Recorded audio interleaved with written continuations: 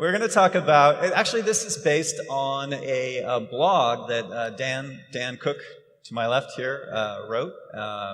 Dan is one of the co-founders of a company called Sly Fox. You probably know some of their work. Triple Town, Steambirds, Realm of the Mad God, Alpha Bear, more. And there you go, Sly Fox. There we got a fan right there. But anyway, in this blog, he kind of talked about the cycles of the industry and how the indie business is going through these cycles from spring to summer to fall. And it really resonated with me because most of my time in games was kind of the section before that, and I saw the exact same cycles happening in the PC and console game business. So, so anyway, Dan Cook, thank you for being here. Next to Dan, we have Robin Hunicke. Robin is well known in the game business. Obviously, she's was one of the creators of Journey, which is nice to have on your resume. Before that, she worked at EA on Boom Blocks. She left to start her own indie company called Funomena, even though people pronounce it different ways. Funomena. It's kind of a test. I learned that for a really long time. I learned how to say it. And the other thing that Robin does, one of the other things, because she teaches and does a million different things, but one of the other things that Robin does is she runs the Experimental Game Workshop, which is the best thing at GDC. And if you've never attended, go, because you will never not attend again. I don't know. Also, you'll just be exhausted, but sometimes there's donuts, so. And on the end, we always like to invite a Canadian when we're doing Got to get that CanCon, come on. Absolutely, we got to have that. We got Nels Anderson. He worked on a little game called Firewatch, which few people know. And before that, he was part of another Canadian group called Clay. He's done a lot of great stuff. He worked on Mark of the Ninja and some other cool things. So anyway, enough about us. Let's get into it. So I want to kind of go through the seasons, and I'm gonna for each season I want to start with Dan and have him kind of define the season for us. So the first thing we're going to talk about is spring, the beginning of the indie movement. Yeah. So I've been doing this for about 20 years, and I started noticing there was a sort of cycles to the game industry, and for indie games, there's definitely we're going through one of these cycles. So for spring, there started to be a moment where probably around 2005, 2007, somewhere's around there, you started getting people who are like, oh, I can make games independent of publishers. I don't need the same amount of money. I can make lots of money selling these cool, innovative, weird things that are smaller. And how is that possible? And some of the things that I noticed about that time period was we had an opening up of new markets. So whenever you see a spring in the game industry, it tends to be like, oh wait, there's a new way to reach customers, a new way to reach players. And there was a bunch of little markets that opened up around that time. There was Facebook, social games opened up. Digital downloads on consoles opened up. So you had things like Xbox Live Arcade. You had the Flash portals. Flash games started becoming a thing that you could actually make sponsorship money on. Then there was, I'm probably leaving out one. Mobile. Mobile was about that time as well. And this whole idea that, hey, a player, instead of like going to a store, could click a button and pay you money and get a game, sort of broke open multiple markets to new game developers. You also have something which is high demand. There were all sorts of new customers. On Flash game portals, there were millions of customers, and they were desperate for content. They were desperate for new games. So super, super high demand, except nobody was making games for these platforms. No one was out there. The big companies were too focused on other things. They're like, look, if it's not, a $10 million or $100 million business, we don't want to even bother with it, right? Make fewer, bigger games, right? Fewer bigger games. And it's like, well, we know how to make a console game. Console games don't work very well on Flash portals, therefore Flash is an invalid platform and should be completely ignored. That left room for the smaller teams, the smaller, wackier people who couldn't necessarily break into the AAA game industry to like say, oh, well, I'm going to just release this one-person project or this two-person project. And because there was lots of demand and very few games out there, those games did extraordinarily well. So that's just sort of that's usually what a spring looks like. That's what our spring looked like for indie games. I don't know if anyone else has any. Well, it wasn't just people who were like at home in their basement who've never made a game. It's like a lot of people who are super experienced but had been working inside of some much larger entity decided, oh, okay, well actually everything I need, everything this large company provided me, I could get that all somewhere else now. So it's me and like 4 other people can just do this and we'll be fine. Yeah, actually, I was just starting to work at Electronic Arts at the beginning of this period, and I had helped with the Indie Game Jam, which was the first ever game jam on the planet Earth, and then showing the games from the game jam at Experimental Gameplay Workshop in like 2000, 2001, 2002. And at that time, what inspired the game jam and EGW was this idea of we want to make stuff that's weird, but we know that we'll never be able to ship it on any console. And at that time, if you didn't know someone and get a spot on a console, you just couldn't get a disc made. You couldn't ship a game. So we thought, well, we'll just make a bunch of really weird art games and put them up on the internet for free. And then we'll have a little conference session where we talk about them. But by the time 2005 hit, we were at Experimental Gameplay Workshop, we were showing like Portal. You know, people were starting to do weird games and like they were buying student games and publishing them. And then games like Braid were getting ready to be made. It was like people were really going like, I think what you said, I could do this for a living. And not only can I do it, there's a community of people that are also trying to do it. So you didn't feel like a total loser, like a real weirdo. I mean, you knew you were a group of total losers. Yeah, but there's a group of us, like freaks, that want to make these, you know, what wouldn't be very commercially successful by the scale you're talking about, but, you know, it's me and 1,000 of my best friends, you know, play it. That's enough for me to make another one, you know? Maybe it's like 10,000, you know? Portal's a fascinating one because Portal was too small to actually be a reasonable game. Like back in those days. The only reason they were actually able to make money off of it was they're like, oh, we can do it as a pack-in with these other games, and then maybe people might play it with a pseudo sequel to Half-Life 2. Not just about people playing it. It's actually, you got to remember the world was driven by retail then. Yep. And so to put a box out, it had to sell for a certain price, and so you couldn't sell a game for $5 or $10. You just couldn't do it. Well, I mean, that was the other big thing that changed in around that period because Half-Life 2 came out, 2004? So, like, Steam actually became a thing. Like, obviously, Steam feels like it has just existed forever at this point. But obviously it hasn't, and that was a thing that, like, that let you sell directly to customers, as you're saying, so you don't need to, like, have a bunch of discs printed in Asia and put on a boat to then go in a million trucks to go to warehouses. It's just literally you upload a binary and then you can sell it and people pay you money. And so that was probably like the one thing that would have kept anybody from doing this, right? Because like you can upload a thing to the internet for free, but you can't pay your rent off like the tip jar on your website. But there was another thing too that you talked about, which is tools in schools. So maybe you can. Yeah. So there was some other things. So there's distribution. Can you reach people? And then can you make games? And so we started seeing skilled game developers. One, they came from existing. They were trained at AAA. They were frustrated with the large bureaucracies or whatever it may have been. But then they said, "Oh, here's a new opportunity. We're going to leave." But then there was also schools happening as well. The school, like training for game developers, is a relatively new thing. It didn't used to exist. Everyone was self-taught. And now you had relatively mature programs that initially existed entirely as feeder schools to feed the AAA teams. Right. And except the AAA teams don't hire everybody.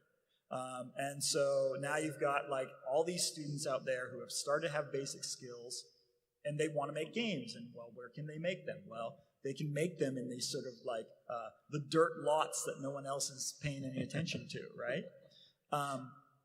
And then also around that time, it used to be that, oh, you want to make a game? Well, you need to have a game engine.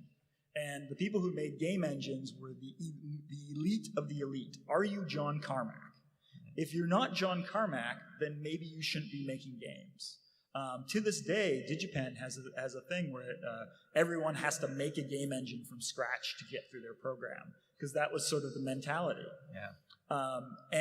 Then you take something like Flash. Flash is like, oh, it's this little multimedia tool that costs you like a couple $100, and suddenly you can reach millions of players with a relatively low skill set.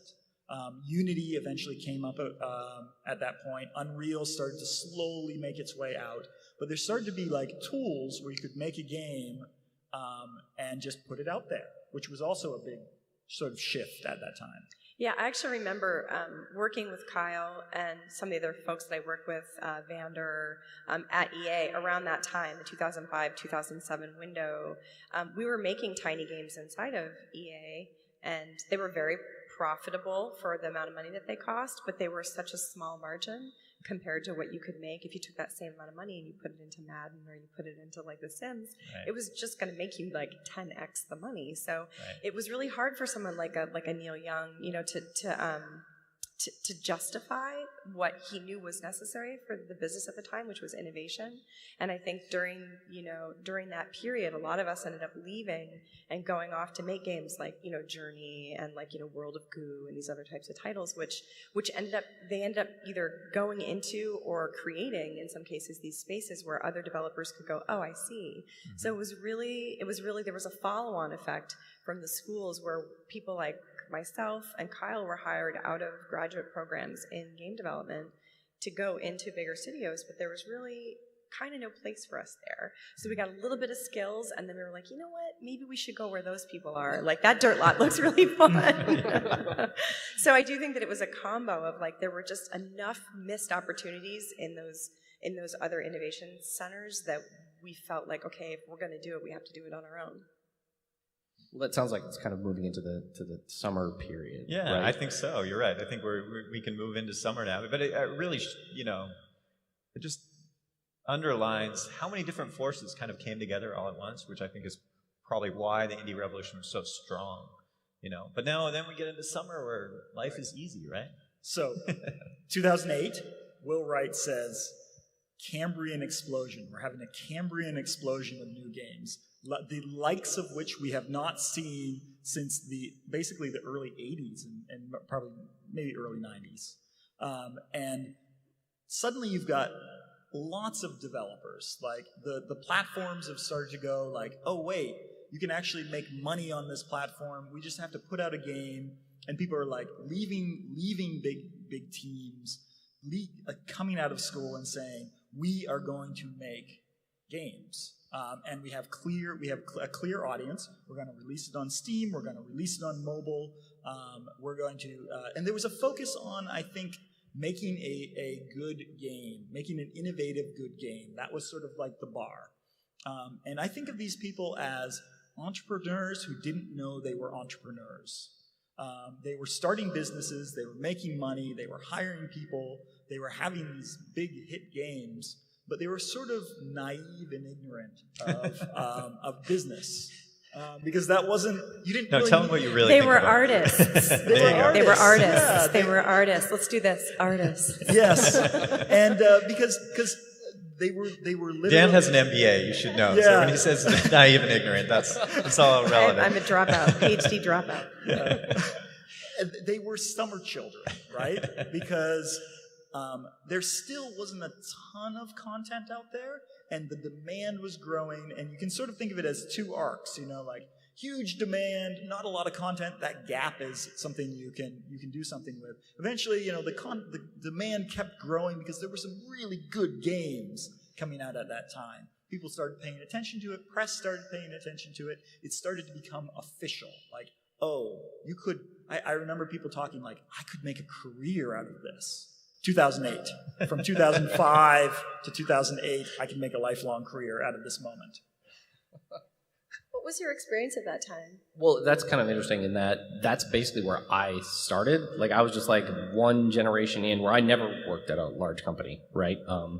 It kind of helped that the two places I worked at early on, Hothead and Clay, were both either kind of right in at the beginning. Like I think Jamie at Clay was like the first game on Steam that wasn't made by Valve at Eats. And early on Xbox Live Arcade as well. So that is like I was able to enter always kind of into this world, but still at larger organizations. Like Hothead was like 50, 60 people. When I was at Clay, it was like maybe like 35, 40, and I think it's up to like 50 or 60 now. So I was able to kind of just see all these things around. And initially I'm just like, oh, this is just like what it's like. This is cool. This is fine, right? And obviously, you know, the longer I did it and the more I came to understand like what the actual, how do you make sure you have enough revenue to keep making this? Because like that's the thing that matters, right? Like if you're making video games to become wealthy, one, you've made a mistake, but two, you're in the wrong session as well. But it's like you do need to generate enough revenue to like keep paying your rent and your employees and all of that. Yeah, and keep them from freaking out, right? I mean, that's the goal is to not freak out, which is, I mean, that's the indie story, right? Like the indie malaise or the indie freak out. Like you get about halfway through your game and you realize it's taking you 3 years when it was supposed to take you 1.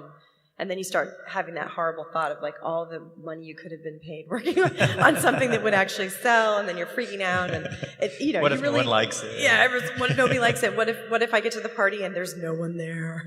Yeah, I mean, and so it felt like during this period, right? Like quality was kind of king in that, like as long as you could get onto the right channels, and there were like so many, and they were all separate. Like I remember back when it was very strange for a game to launch on Xbox Live Arcade and PSN and Steam at the same time. And those were like, that's like the big ones. It's like they're going to work so hard and there's no exclusivity or whatever. It's really true. It was also at this point that there was that brief window where a lot of larger traditional whatever publishers were like, oh, well, we want to help out with this. Like EA had their EA Partners thing. Oh, yeah. And then Sony and Microsoft, you know, in-house funded some things as well. Ubisoft tried to do it and stopped pretty quickly. Noting that almost all of those have gone away now. Yeah, well, we'll get to that part. Correct. No, I think it's really interesting. Like platforms, I think of platforms as sociopath is a strong word. But maybe not that strong though. But they as long as you're not a publisher, their goals and incentives shift depending on the market conditions. So if you hit a platform early on, they're really interested in building market share. They're excited to work with you. They're excited to work with indie developers. You're going to bring something new to our platform at this point in time, and that is not their consistent personality. They are not always that way. Despite having a wonderful relationship, despite going out for drinks with that one biz dev person that you're going to be lifelong friends with, like, that's a moment in time for that platform, for their corporate goals. And in the summertime, that's amazing. But it's not always the summer. I think it's really important just in general to acknowledge that, like, we all have needs, right? And developers, their needs when they're first starting to get noticed, like when I went to TGC to work on Journey, it was the 3rd game of a 3-game deal that Sony's second party sort of internal studios had made with Genoma and Kelly, and they had given them a little bit of money to see if they could do something, and then they gave them a little bit more money, and by the time I got there, they had a really good relationship with the people inside the organization, and it was definitely part of a series of things that had happened. But when they made that deal, which, you know, you could look back on it and go, well, if we had known we were going to make Journey, it would have been great if we'd owned it, right? Like, if we'd owned it, we'd all be millionaires. But when they made the deal, they had no skills, no experience, and, like, a bunch of really, really weird out there ideas. So it was definitely, like, the developer themselves was in a position where they needed that help, and they needed to make that kind of a deal in order to get over the hump. You know, and I think that this is like, we don't, even as developers, we don't really have a consistent identity. We start off as a little baby who has big ideas, and then we end up as a big baby who has had maybe 1 or 2 ideas that they got out the door, right? But, you know, we do grow over time, so it's not just the publisher that changes, it's also the developer. Yeah. And then it also felt like, especially in this period, as long as you could get, like, channel placement, you were basically good. Like, as long as the game was good, you know, because, like, Microsoft would only put out, like, 1 to 2 Xbox Live Arcade games per week. Right. And they'd be just right there. And as long as, like, you know, I remember back when the thing to do was get into Summer of Arcade. And if you got into Summer of Arcade, oh God, you're set. You're set. The term was, internally, the term was golden ticket. Yes, there you go. Which is if you got a major slot, then you were basically you were rich. You know? As long as the game still had to be good. Like you couldn't put out. That was the thing. Was this is something that indies don't realize. A lot of the indies who were successful at the time are very happy because they were very successful. So obviously they made quality games. However, there were bad games that were being released at the same time that were also wildly successful. You didn't have to be good to make a deal, but you did have to be known, and people had to know you. And I think one of the things that started happening around this time was as certain developers were doing really well, and they were getting those golden tickets, and they were starting to show up on all the feeds, and unfortunately tell everybody that the ticket to success was just making a good game, quote unquote. That was when people in my community started to be like, well, no, wait a second. Like, as a trans black woman, I'm a little bit upset that you are telling me that I should just do the right thing because I would never get that meeting. I would never get that ticket. I'm never going to get in that way. And so I think at the same time that we started seeing like the guy, no offense, the white guy with the beard, standing up there on stage at Steam Dev Days telling us, oh yeah, just put out a good title. The rest of us were kind of like, well, but I went to school for game development and I'm a game designer or I'm a producer or I'm an artist or I'm a narrative designer or whatever it is. And I'm not getting up on that stage. Like no one's offering me a leg up, you know? And I think that was the beginning of what started to be a real movement inside the community of experimental games and the stuff that we started seeing at EGW, especially from new voices, which has been something that I personally have been really involved in as an advocate for trying to get more women and more queer folks and more people of color into games, because it really did get tiresome. It was like, I'm friends with all those dudes, you know? Like, if you look at the roster for the Indie Game Jam, it's basically everybody that's kind of been revolutionizing indie games this whole time, and it was lonely, you know? It was kind of shitty to be like, well, what about us, you know? And that, I think that started what is a sort of a sub-revolution inside of the indie games community, which is different people make different games, and different games are good. And they make money, it turns out. Once you get that little leg up, you can make just as much money as anybody else. And that's when you start to see, well, there's no more argument that you can make to keep that gate closed. And that's what kind of leads, I think, to the next season. Yeah, because it was in no way fair in the past. It was who you knew and, you know, what kind of political things were happening and all that. And, you know, so, yeah, we don't want that. We want an open, fair system. Exactly. We want... Let's just open up the gates. Yeah, let's open it up. And then what happened with that? The monkey's paw curled. So maybe we can talk about the beginning of the fall. So... or autumn. It's a happier term. So let's say... You know, you hear this urge to like open up platforms. There's all these incredibly talented game developers out there making amazing games. Why wouldn't you want them on your platform? So mobile was probably one of the early ones to do this. Yes. They started opening it up entirely. They're like, hey, look, you pay us $99 a year and you can put your game up. Done. You might not get featured, which is a whole other political thing. You may not get featured. That's a huge issue. Steam has started to open up as well, and now we're looking at those supply and demand curves again.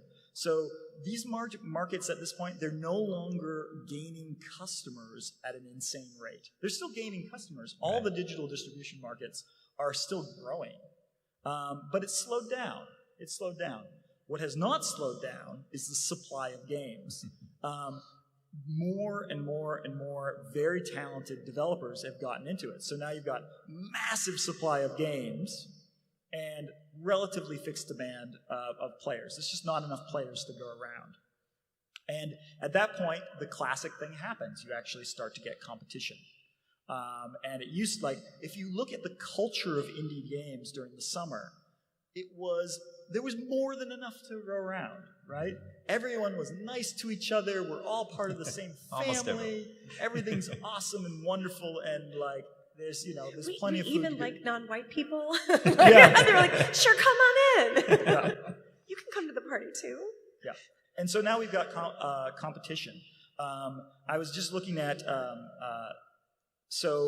Braid was made for the enormous price of like, I think $200,000, something like that. That's what you said in the blog. John actually lived in my apartment in San Francisco while he was finishing it because I had gone down to LA, so he subleased my apartment.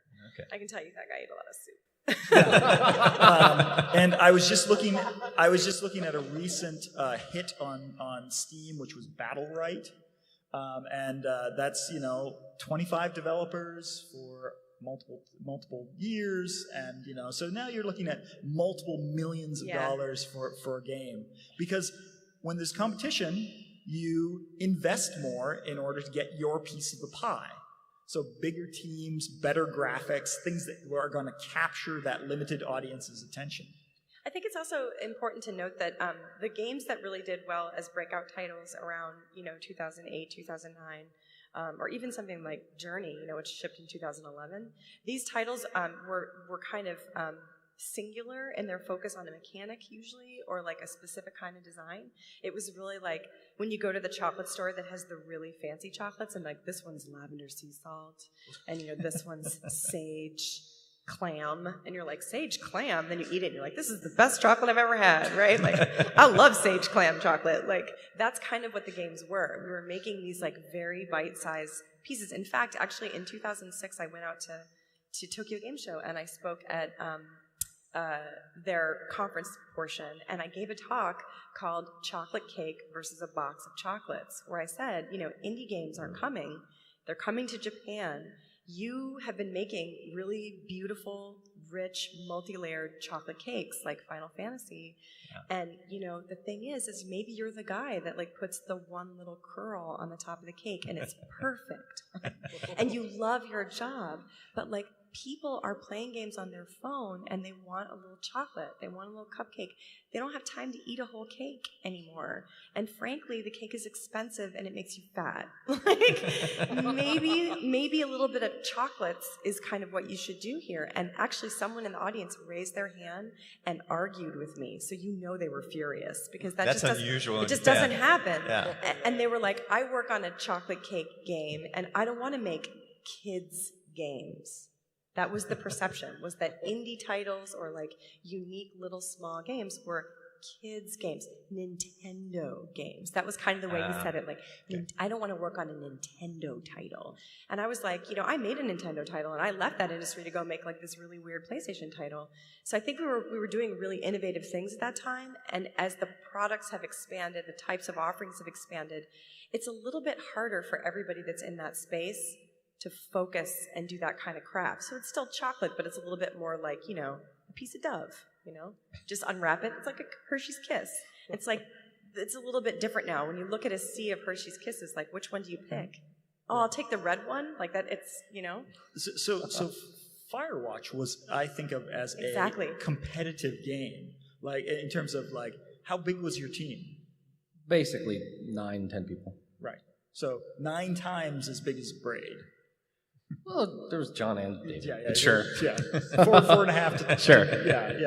Yeah. But I think the thing that has changed a little bit as well is that, maybe for the better in this case, is that like there is more elasticity. This has nothing to do with what you just talked about, by the way, but I need to get it out of my brain before I forget. There's more elasticity in pricing right now. Again, I only think about like things you just sell to a person once because I don't know or have any talent doing the other ones. That's your area, Dan. That like before, when you were still selling things on XBLA and PSN, everything cost $10 or $15. Period. Like if you put a $20 game out on XBLA, it had to be amazing or it was basically a kiss of death. Right. But now there's a lot more flexibility where like most things that are still like at that quality tier, like that rough like level of production of game, however you want to think about it. Like most of them are $20 to start, some of them are 25, maybe even there's some more like longer play session stuff that's like could be 30 or 40, which is actually maybe very good. I mean, there's like the culture of sales, it's kind of a counterbalance to that. That's a whole other complicated thing. Before it really felt like, you had to make a specific game at a specific scope because you could only sell it for $15 and that's it. And now that's freed up a lot more in both ways, good and bad.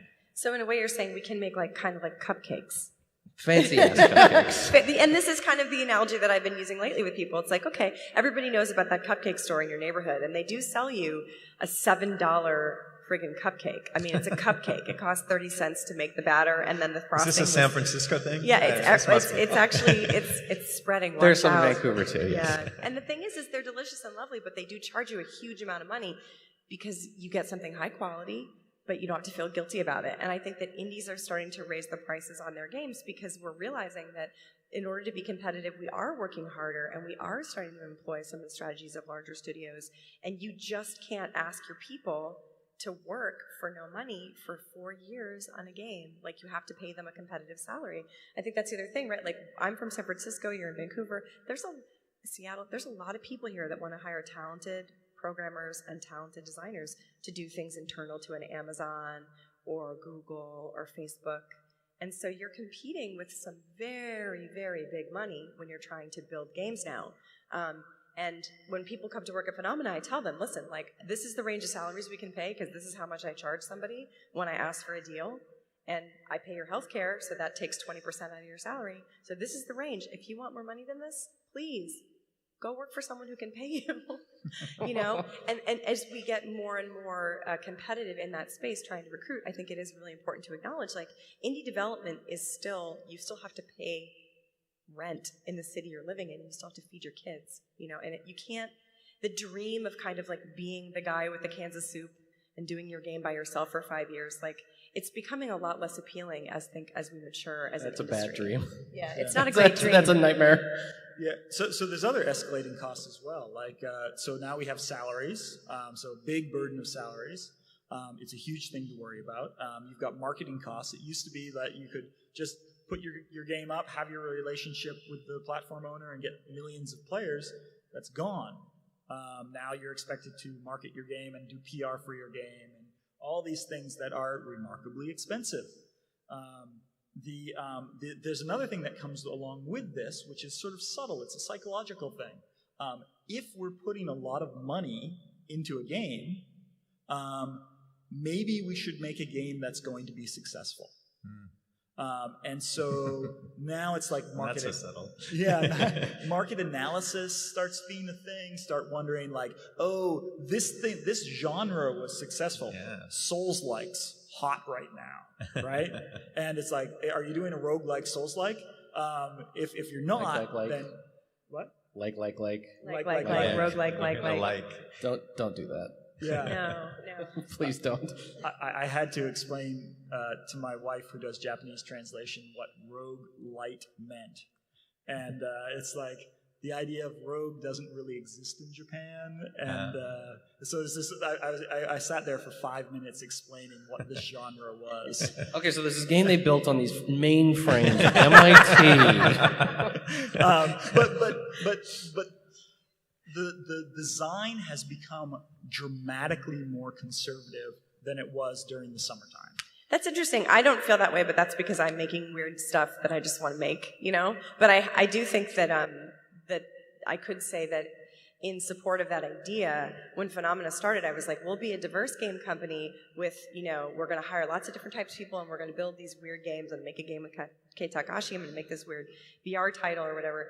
But I didn't realize that what I was actually going to become was more like an incubator for people and a technology partner for technology providers. So I think what I've started to do with the business is to really go, listen, if you have something new that you're making, why don't we partner on what would be a cool thing to design for that technology, that platform or whatever?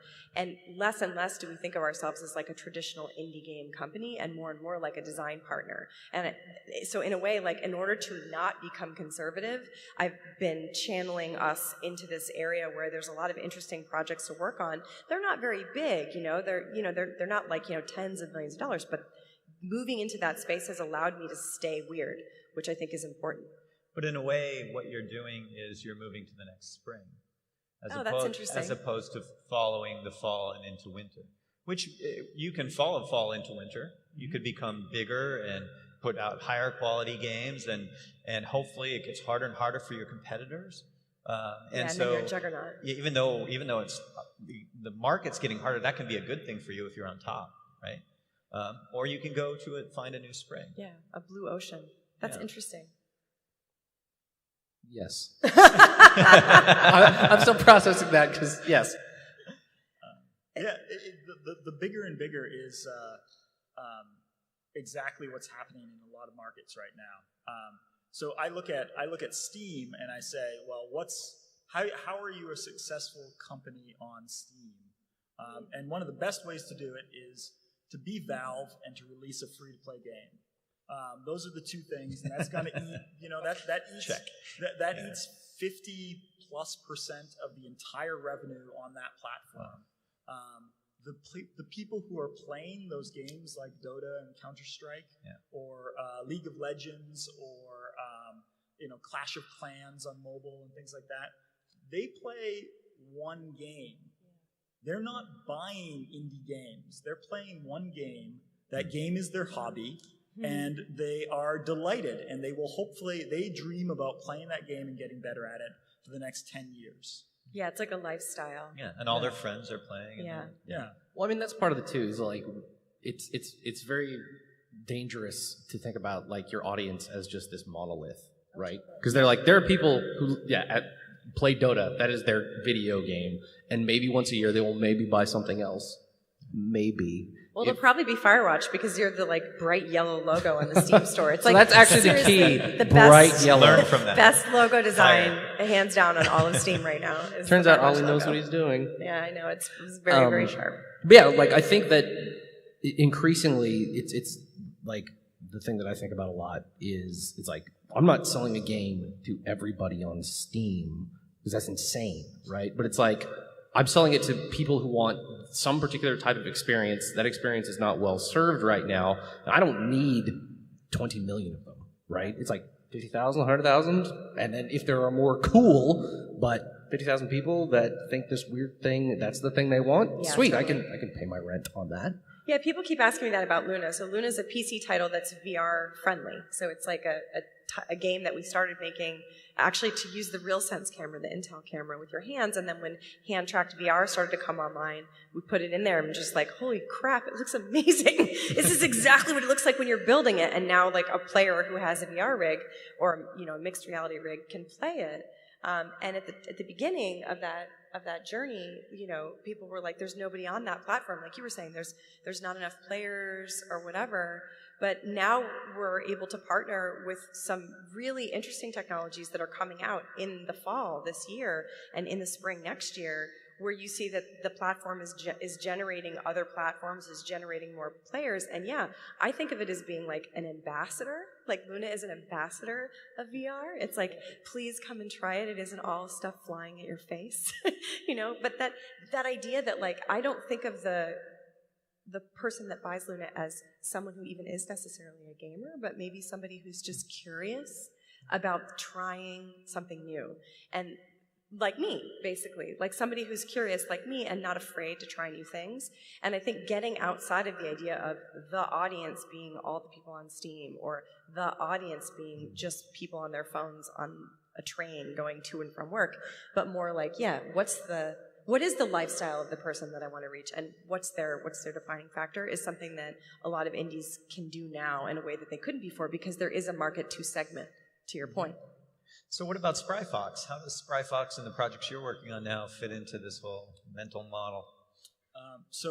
Spry Fox is really bad at predicting the future. I think that's our we kind of come at it from the perspective of like we've been wrong so many times before, and the only reason we're still around, we've been going about 7 years now. The only reason we are still around is because we say what's out there, and we think of it in sort of two ways. We talked about the dirt patches, the dirt lots. And these are the things where something could grow, but pretty much everybody is ignoring them right now because they're too small, They're just too meaningless, and they're kind of grungy and dirty, and nobody really wants to be there. So you look at something like HTML games, and that's kind of like nobody really wants to make HTML games. That's not where you're going to make your giant business on. That's a perfect example of like a dirt lot. The other one is I think of as the brand new factory farm, the brand new company farm. And they're like, they've got this new technology, they've got hydroponics, and they've got some cool new thing, and they desperately need something to grow there. This is like when you built Tripletown for Kindle. We built Tripletown for the e-ink Kindle. E-ink Kindle, this was years ago, of course, at this point, but that was the thinking. It was like, Kindle, it has space to grow, it has an audience, it has people, but they have no games. It can do 2 frames a second. Yeah, 2 frames a second. Yeah, and it had this weird little nub-like controller, which was the joystick. You know, it's like that's not. What idiot would make a game for that? Yeah, what idiot would make a game for that? Like But it was an Kindle. opportunity, and Amazon was very friendly because they were the company who owned There the weren't a farm. lot of idiots lined up. Right? VR is very similar right now. Yeah. Right? And actually, I think even beyond VR, AR. So when you're looking at, like, we did a project with Google for the Tango phone called World that Kata built. And working on it, when it came through, the opportunity came through, we went and we met with the Tango team at Google. I was like, this technology is actually a lot better than I thought it would be. But, you know, inside your mind, you're like, well, I'm a developer, and it doesn't place things perfectly, or it doesn't do this, or it doesn't do that. And then we started building the product and, like, actually took it over to the Google test facility in San Francisco and had normal people play it, like just regular old folks. And they were all blown away. They were like, oh my God, it's magic. Like, it's magical. They couldn't believe that they could, like, put something on the floor over there and then walk up to it, and it would scale, and the doors would open, and the little dude would come out and whistle at them and run off on its own little path, and that it would be tracking on the ground in their bedroom or whatever. That for them, this was just like, holy shit, it's revolutionary, right? And so I think one of the things about those lots is that as a developer, you see all the grime and all the edges and, like, how it's not perfect because you know the potential of the technology. But a lot of people, like, somebody may just really think that your HTML game is magic. Like, they may just really feel like that AR thing you built, it transforms their perspective of reality in a way that, as a developer, you're a little jaded. So .io games are, again, yeah. I mean, they are the crappiest games in the entire world. They are played by... How about Roblox? Come They on. are played by hundreds of millions of people who can only play them in schools because schools block everything else. Yeah. So it's this weird little niche that, and then which was it, Snake.io or Agar.io, Agario? Agar, yeah. That they're like, well, let's go and port this to mobile, and suddenly, bam, right to the top because it had this massive hidden audience that wasn't being addressed by anybody else. Yeah. So we're almost out of time, and so get ready to ask some questions. I want to save time for questions, but I just. Kind of to wrap up, what I'm hearing actually is, even though it's fall and winter's coming, optimism from you guys for the future. Yeah, I mean, it's the thing that, again, that I think about a lot is just like, one, this was never actually easy. Anyone who says it was easy is wearing the biggest pair of rose-colored glasses in the bloody world. It's just that, like, the challenges are different, right? It's like the stuff you have to think about, and not to totally throw ice water on what you all said, but Dan, after Tripletown on Kindle, how many more Kindle games did you make? We made one more. Oh, it's one more than I expected. But that was a platform. It actually worked out well for us. It was profitable. Yeah. But then and the games went on to other and platforms. the games went on. You know. Yeah. Then we again this idea of, like, releasing lots of opportunities. It's like, okay, it went from Kindle, it went to Facebook, it went to mobile, it went to PC, and it was like, look, okay, let's be honest, how many of those were wildly successful? 2 of them. But still, multiple shots at bat, multiple swings at bat, multiple dice, I don't know what the term would be. The sport stick ball. No, but I think that's the actual point, right? Is that you didn't think that, oh, there's going to be this gold rush on Kindle, so that's going to be our business now. It's like, this is a perfectly viable place to experiment with this idea. Like, I think it's really easy to get caught up chasing whatever the new hotness is going to be, and a lot of times that does not bear out, right? But there are things that are actually skills and talents that are evergreen, right? It's like being able to have good, horrible marketing person would call it psychographics. I just think it's like understanding what about your game is interesting and appealing and what people want that they aren't getting served. and then knowing how to connect with them, how to make something that's compelling and interesting. Like there's a very awesome buddy of mine up in Vancouver named Ryan Clark. Ryan is the best guy, but he's like very rigorous about how he thinks about new projects, and it's not just I want to make a cool thing, but it's also like I want to make a cool thing. Do other people also want to play that cool thing? Are there a million other people also making something like this? So it's going to be even harder for me to stand it. So it's like you just have to be a lot more deliberate and intentional and really like reflective, because before you just be like, I'm going to make a cool game that's a thing that I like, and as long as you did a good job, get in front of the right people in a way that was obviously totally unfair, then maybe you're okay, but now that is gone. So it's like understanding what you're good at. Yeah, look, so I mean, we got to autumn, and I think you mentioned the word winter once. But is that just where the metaphor breaks down and doesn't really make sense anymore, or do you just prefer not to think about what winter might involve? Because in winter, you know, the leaves will fall off the trees, and only a few trees, like the evergreens, are still around. Or is it really just about going and finding a new spring like you did, Robin? Winter can go a long time, right? I mean, you've got Destiny's got 1,000 people making a game. Bungie does with Destiny. So many people. Yeah, I mean, I think that there's definitely that feeling of like, if you're one of the people that has made a big game that is successful and you stayed indie, or you got indie again in the case of Bungie, but you do have, like a 700-person team working on it or whatever, right? Like this huge, high-quality game, that millions and millions of people play. It's like localized in 15 languages, It's a huge project to maintain that. When the winter comes, you just keep succeeding at what you're good at, and you hope that you can continue to engage the players and have a revenue stream that's sustainable. And then while you're doing that, you send a few people off in a little small party to a cave where it's warm, and you tell them, make something new that's a lot smaller and more scalable than this, because we can't do this again. But then, if they're lucky, by the time they come out of the cave, it's springtime, they feast on the dead of the other project, and then they come up with something new, right? So I mean, I think if you're going to survive the winter, it's going to be because you know the situation you're in, and you're very wise about how you spend your money and your time moving forward. But not everybody will survive it, and a lot of people just step right out into winter, like they graduated from college this year. Let's say they paid $100,000 for a master's degree in game design, and now it's their time to start an indie games company. Welcome to this world. I mean, that's a tough proposition for some.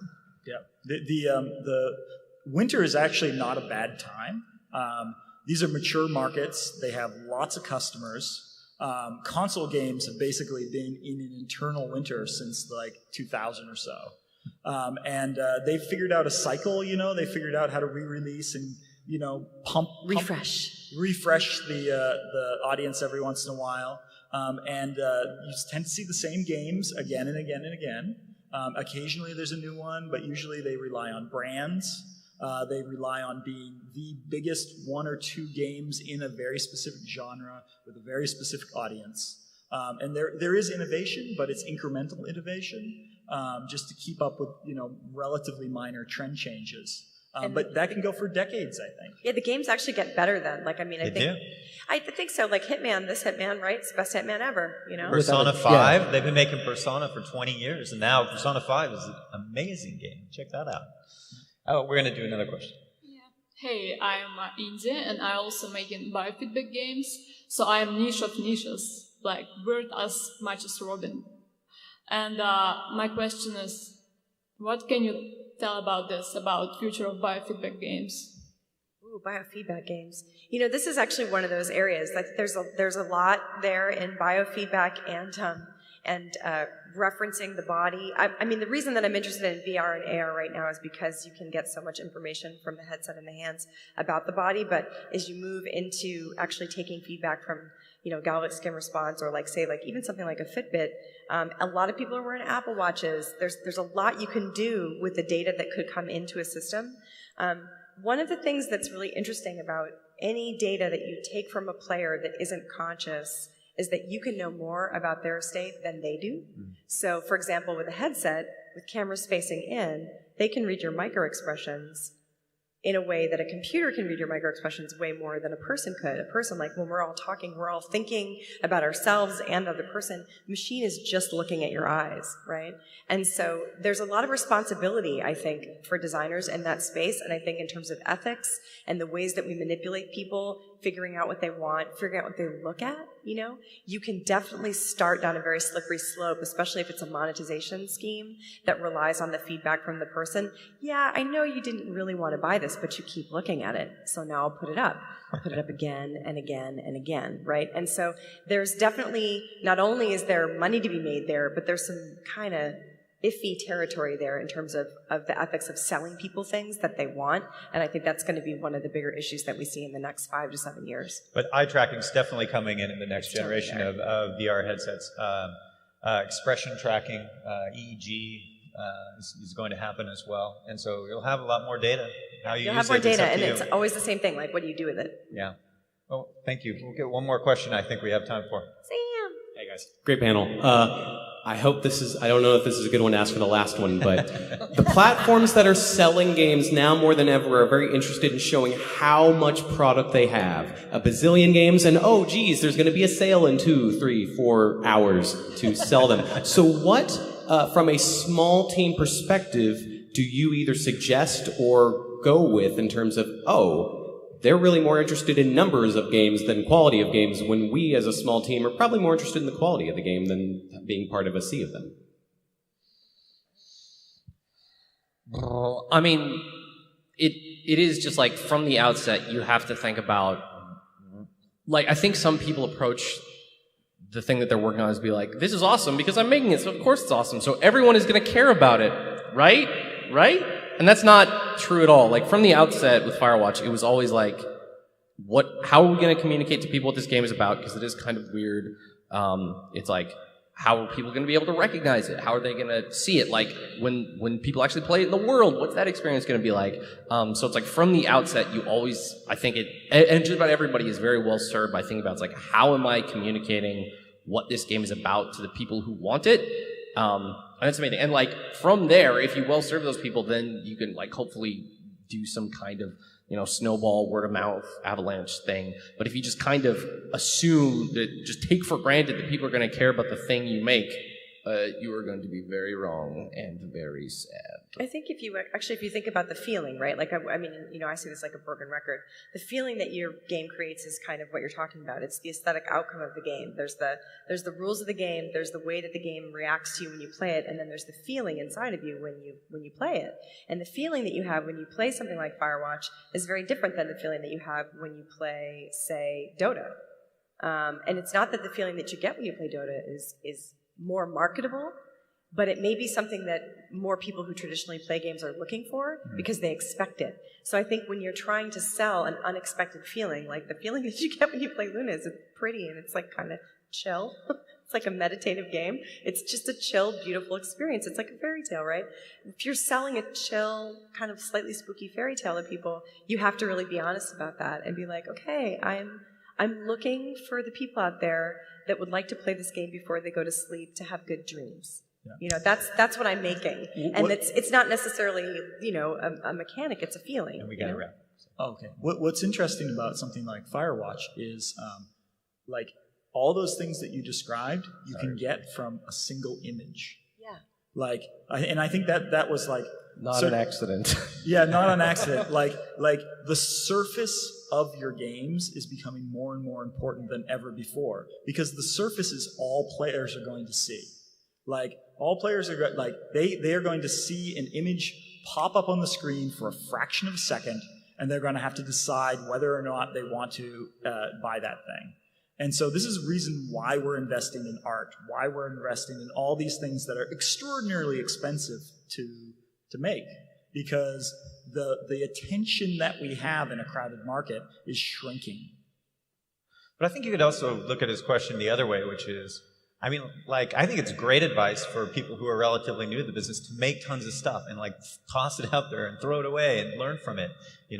That's true whether you're a writer or an artist or whatever. Don't try to like write the perfect novel, your first novel, right? Right. Get it done, learn, go on.